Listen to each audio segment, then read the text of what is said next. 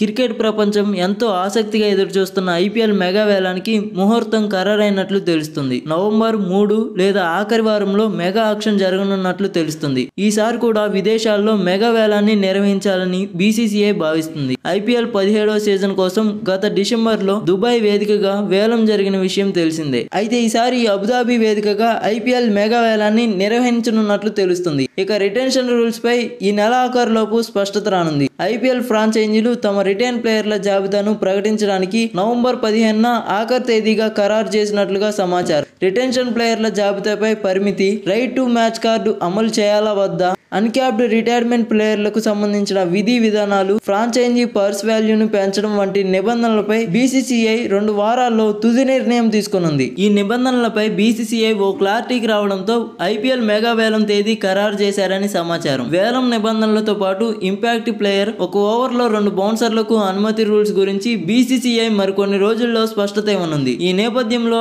IPL ఫ్రాంచైజీలు తమ retention ప్లేయర్ల జాబితాను ఖరారు చేసే పనిలో రూల్స్ ప్రకటించక ముందే తమ జట్టు నిర్ణయంపై ఓ క్లారిటీ తెచ్చుకోవాలని భావిస్తుంది.